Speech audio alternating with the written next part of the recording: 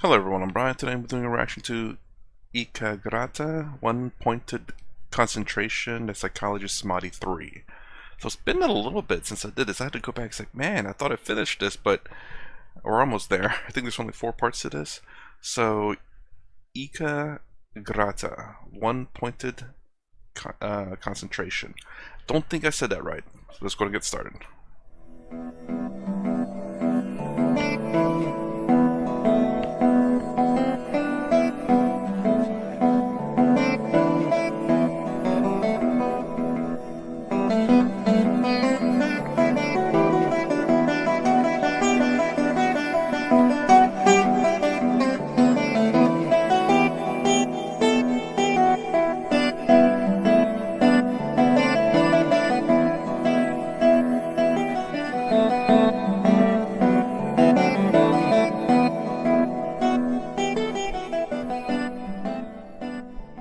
In his Yoga Sutras, Patanjali describes an extraordinary sequence of 8 spiritual practices known as angas, or limbs, that are meant to lead you step by step to attain the state of samadhi, the ultimate goal of yogic meditation.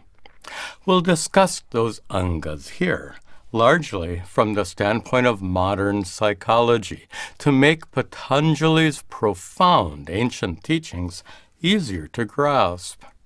In the previous part of the series, we've already discussed the first 4 angas: yama, prohibitions; niyama, injunctions; asana, posture; and pranayama, breath control. These 4 angas are called bahiranga sadhana, or external practices, because they involve matters external to your mind. Yama and niyama address your actions, your behavior. Asana and pranayama address your posture and breathing, respectively. The final 4 angas are called antaranga sadhana, internal practices, because they directly concern your mind. These angas are pratyahara, sense withdrawal; dharana, concentration; dhyana, meditation; and finally, samadhi, absorption. You might be surprised by the fact that you can't actually practice samadhi. It's the state you arrive at through your practice of all 7 preceding angas. Each anga prepares you for the next, and after you reach the 7th anga, dhyana, your practice will directly and effortlessly lead to the state of samadhi if it's performed correctly.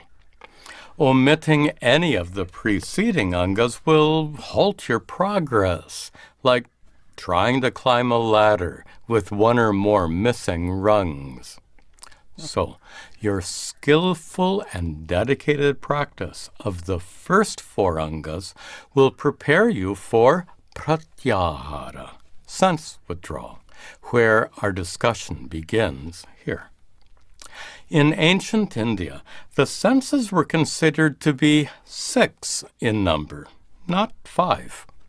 In addition to sight, hearing, taste, smell, and touch, the mind was considered to be the 6th sense. So, in the practice of pratyahara, your 5 senses together with your mind are to be withdrawn from any contact or involvement whatsoever with the world around you. In other words, pratyahara requires the complete introversion of your attention, turning it away from the world and redirecting it within yourself.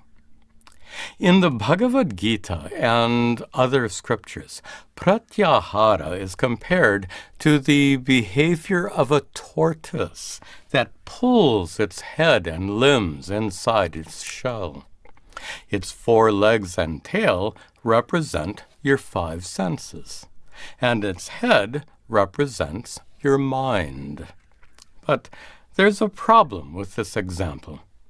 A tortoise can deliberately withdraw its limbs when it's threatened, but you and I can't deliberately withdraw our senses and minds from the outside world. If you think you can, then for the next 10 seconds, completely withdraw your power of hearing.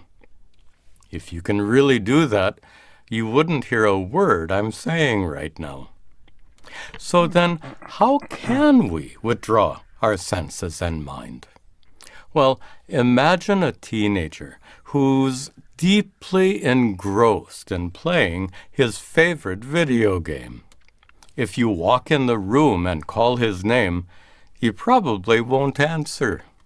If you call his name again, he still might not answer. But when you finally shout at him, he's likely to turn around and say, "Oh, did you say something?" The first 2 times you called his name, the sound of your voice reached his ears, and yet he didn't hear you. He had indeed withdrawn his power of hearing, and that's pratyahara. I was going to say that actually. I don't do it with my hearing necessarily, but it's more along the lines of my thoughts, to some degree, not completely, obviously. I don't know. I don't necessarily control it, but for the most part, I am able to mostly ignore my thoughts or be unbothered by it. That doesn't mean I don't acknowledge it, and maybe that's the reason why it's not completely. But I'm unbothered by it, even when I'm aware of it, as opposed to where this one is. He wasn't aware of it, even though it was, it was there. He wasn't hearing his name. I just don't know if that's like a good thing or a bad thing. Being your mind just running rampant with a whole bunch of thoughts, and then you being unbothered by it. Sometimes not aware of all the thoughts, but sometimes you're aware of some of the thoughts. How did he do it? By concentrating his attention so intensely on playing the video game. The key to pratyahara is concentrating your attention. Your power of attention is the ability to direct your mind to focus on whatever you choose. It's like using a flashlight, the kind that has an adjustable lens.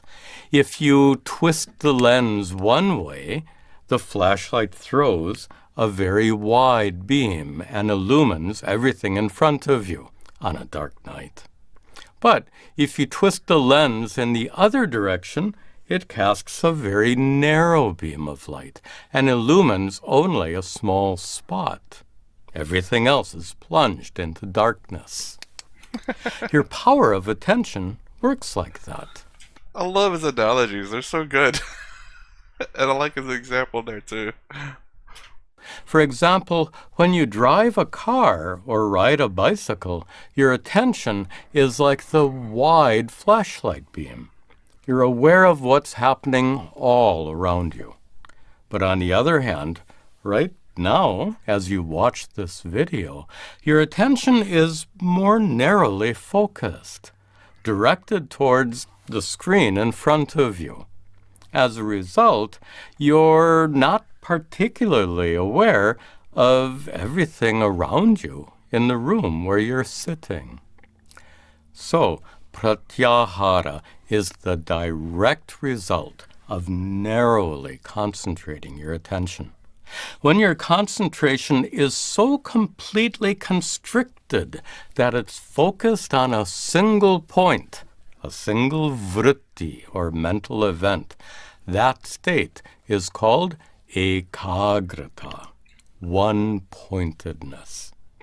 Ekagrata is the goal of dharana, concentration, which is the 6th of Patanjali's 8 angas. Pratyahara and dharana are intimately related, like two sides of a coin. That's why Patanjali placed dharana immediately after pratyahara. Now, let's turn to dharana.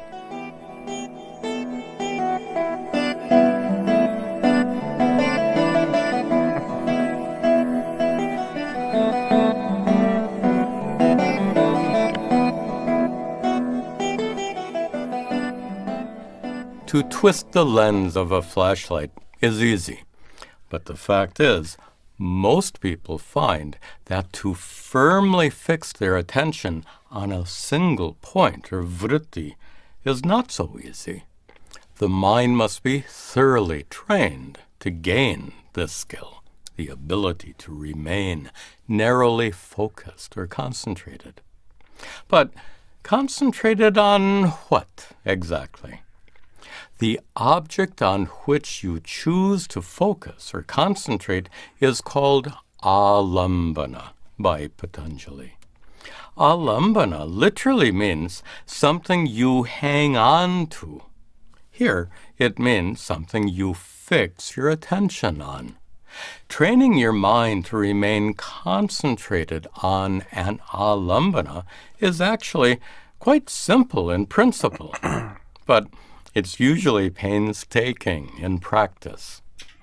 I do kind of remember this a little bit in my world religion class when they talked about the bowl and the little noise that it makes. I think also remember, is it in world religions in terms of Buddhism? Perhaps it's just something earlier on this journey here that where you, oh yeah, it was, I think it was Osho, but said something along the lines of focusing on something and letting everything disappear around it. Is it Osho? I'm not quite sure. And then once, probably not. Actually, Osho was the opposite of that. Because I believe this saying was to focus on one thing until everything else disappear and then to make that thing disappear. Or I think Osho was to say to be aware of everything until everything just disappears. Or something along those lines. Two different methods to achieve blankness, I suppose. Basically, every time your attention wanders away from the alambana, you have to immediately bring it back. Again and again and again. That's how you develop the skill of concentration. Each time you bring your attention back, that skill grows stronger. But months or even years of practice might be required before your attention finally stops wandering. Now then, what kind of alambana should you concentrate on? There are many options. With your eyes open, you can concentrate your attention on a candle flame in a practice known as trataka. Or with your eyes closed, you can concentrate on a mental image, like a flame shining brightly in your heart and radiating throughout your body. Or you can visualize a yantra, a sacred geometric form that's rich with symbolism. Many Hindus like to visualize the form of their chosen deity, their Ishta Devata. Some might even imagine themselves standing inside a temple, praying to that deity, which has been magnificently established on an ornate altar. I like to imagine gazing into the dark blue vastness of the night sky, filled with countless stars. When you first try to visualize any kind of mental image, it might seem difficult. But if you persist, you're likely to find that your chosen alambana becomes increasingly clear and vivid with continued practice.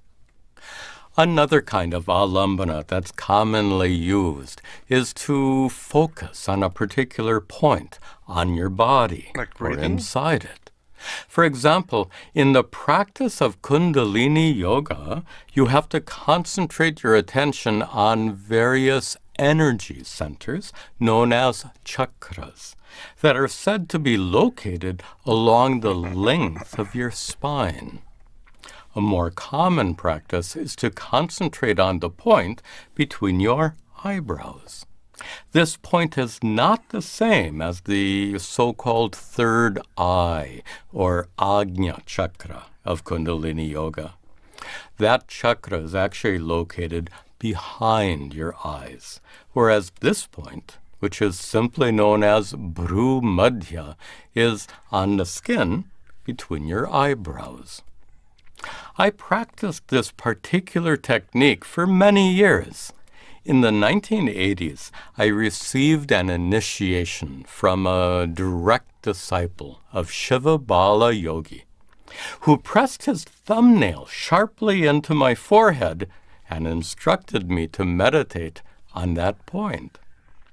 I found this technique very useful at first, but after several years, a peculiar problem arose. My concentration on that point had grown so intense that my eyes involuntarily strained to turn towards that point, like looking at the tip of your nose. Eventually, the eye strain became so bad that I developed a headache every time I meditated.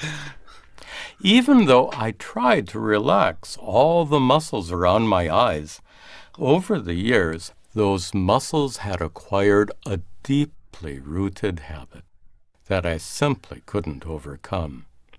Eventually, I had to abandon that technique altogether. To concentrate your attention on any point in your body can lead to a variety of problems. I kind of figured it's really weird. It made it seem like he was like, looking to that point with his eyes. I kind of figured that you close your eyes and then you focus on that point. I don't know how to describe that because it's not like your focus. You can say, yes, by me focusing, I'm looking with my eyes. I'm feeling with my skin at that point, or I'm not hearing, I'm smelling that point. It's hard to describe that, but your attention is on the sensation in that part and nothing else. I guess that's the way to. I guess that's the right way to say it. It's like your attention's on that sensation, and your eyes, your ears, your nose, your skin. Well, your skin kind of has to be there, but like you don't hear it, so it's not needed. You can't see it because it's on your skin, like between your eyes, so you can't really see it. You can't smell it. You can't taste it. I mean, I guess. No, you can't taste it. Let's just put it that way. But you can feel it there, and and that's the reason why I'm assuming he pushed really hard so that the sensation can help you focus on that point. It's really weird. He made it seem like he was just trying to look at it, and constantly doing that put a strain in his eyes. He never said how he did it, but based on the straining of the eyes made me assume that he was trying to look there, kind of like he said, looking at the tip of your nose. Doing like that, oh geez, that can be problematic. Over the years, many meditators have asked me how to deal with strange physical sensations that arise inside their bodies during meditation.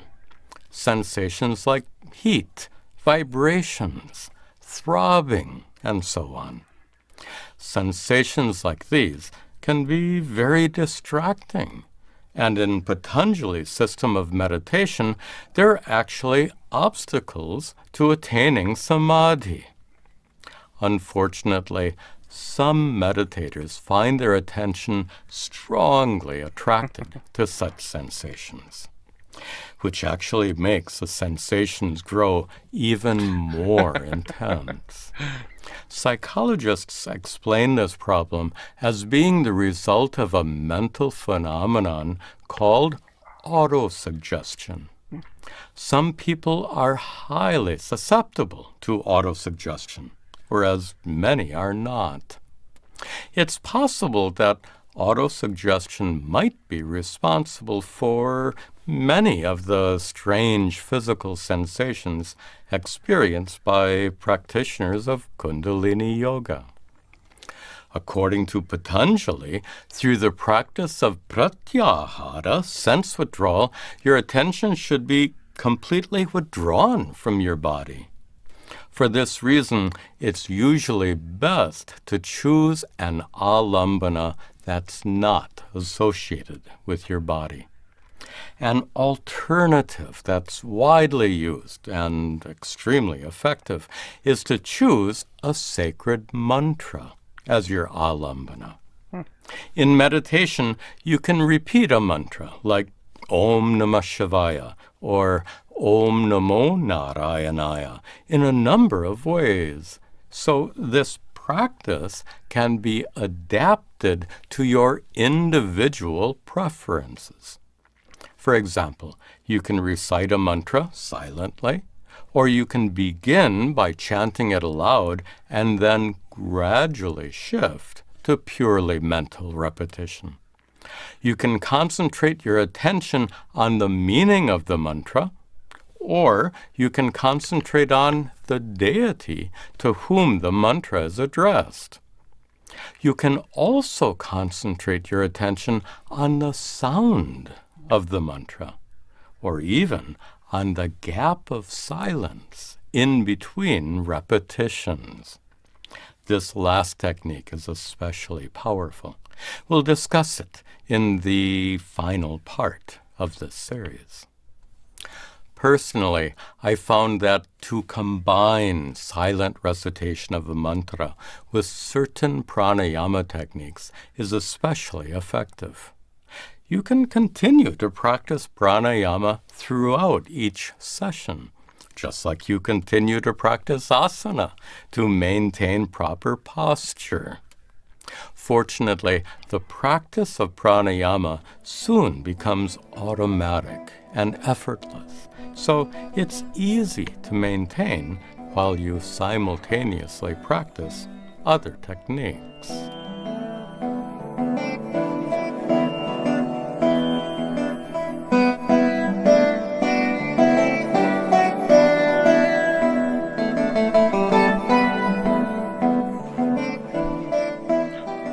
Next, we come to dhyana, meditation, the seventh of Patanjali's 8 angas. Dhyana is crucial because it's the actual practice that directly leads to the state of samadhi. Whereas dharana trains your mind to concentrate with single-pointed attention on your alambana, your chosen object, dhyana prepares your mind to go beyond that alambana and rest in perfect silence. That is, dhyana leads to the complete absence of all mental activities, the complete restraint of all mental chatter, all vrittis. A lot of mental chatter is in the form of words. It's called verbal thinking. Human beings are extremely verbal creatures.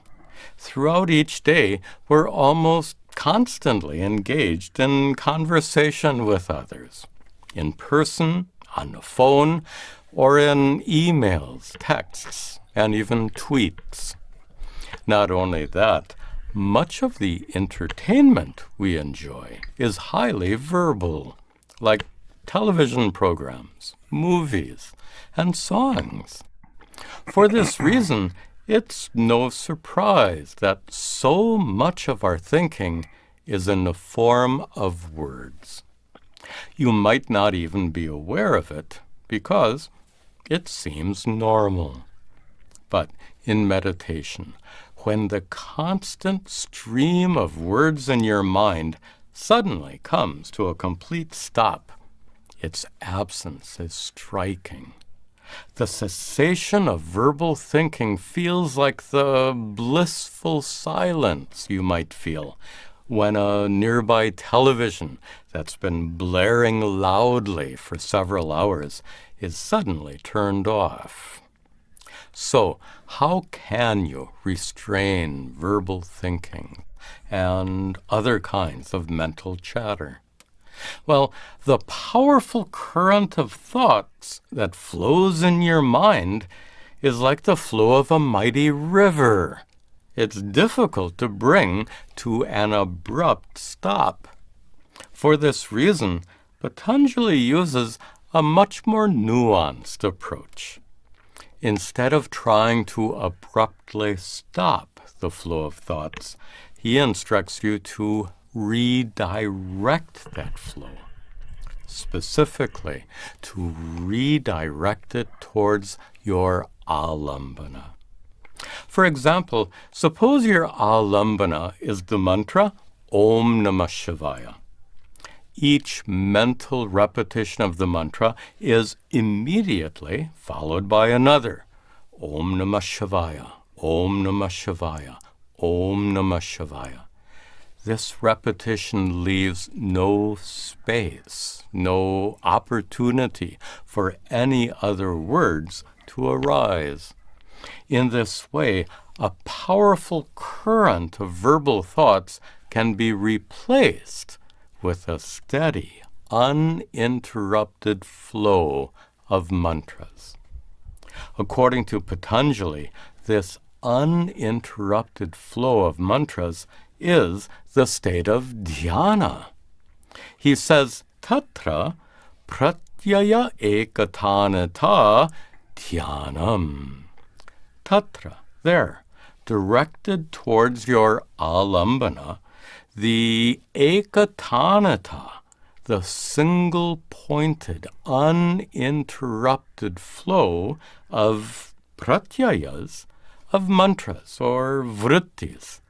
That is the practice of dhyanam, meditation.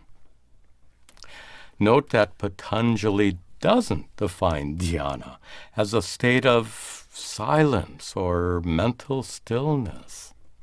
When practicing dhyana using a mantra, your mind is still full of thoughts, verbal thoughts in the form of your mantra.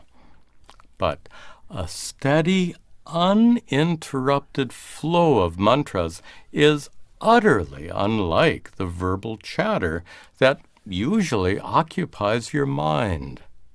Commentators on Patanjali Sutras describe the state of dhyana to be like a stream of oil that's slowly and steadily poured out of a vessel.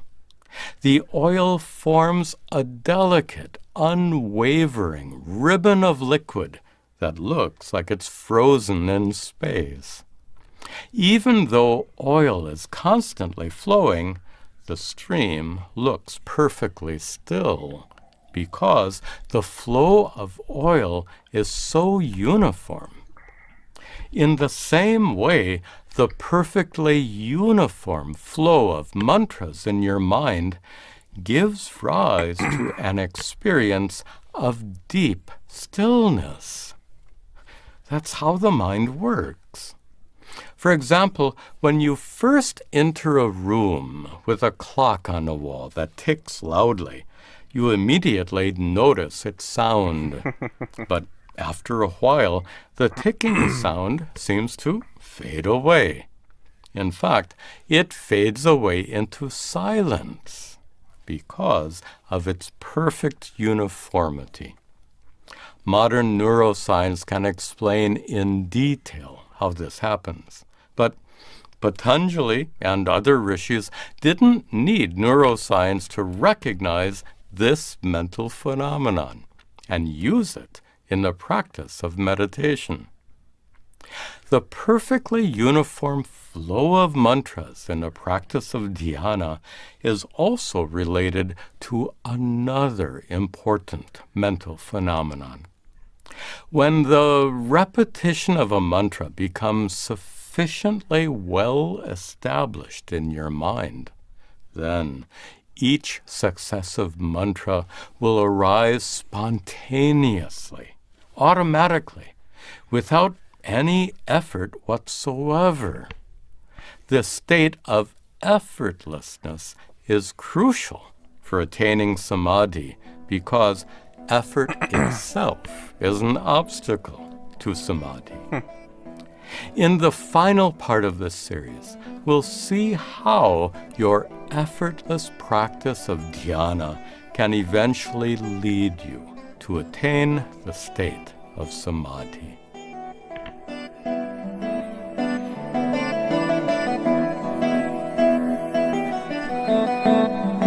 Okay, so I was just thinking about a lot about that in my mind. Again, like he's absolutely right in terms whenever the one time I tried to meditate, and I wasn't really taking it too seriously because I know I won't be able to achieve it. There's no way one try and I'm there. I wanted to try it just to see, to try to silence everything and just to be aware of where I'm lacking. So obviously you have, well, I have hairs in my arms and legs and body, so when you lay down, I notice like all the hairs maybe untwirling sometimes, maybe some of them are pressed down and they just pop up. So that was distracting. My mind was decently noisy because I wasn't trying to do anything. Your body makes noises, of course. So I had no issues with the eyes, the hearing. So it's just the mind and the physical body, which is probably the most cases of anyone trying to start meditation. Now I'll say this: as of recent, I was trying to think as I was talking, trying to think like, have I ever been distracted by my mind? I was like, well, no, not really. But then again, I never really paid it too much attention unless I needed it, which is a weird thing to say. I needed my mind. But yeah, I mean, mostly I'm able to focus on what I need to do and do what I need to do and be in the moment, and my mind not really bothering me. I don't know if that means anything, but it was just a very interesting thought I had whenever he was talking about that. I just started trying to remember, has my mind been going crazy or whatever. And I don't think so. I think it's been decently quiet, I guess. Again, I don't pay attention to it too much unless I need to. So, again, I don't know if that means anything or not, but at least maybe if I were to try again, perhaps my mind would be a little bit more quiet than what it was the first time I tried.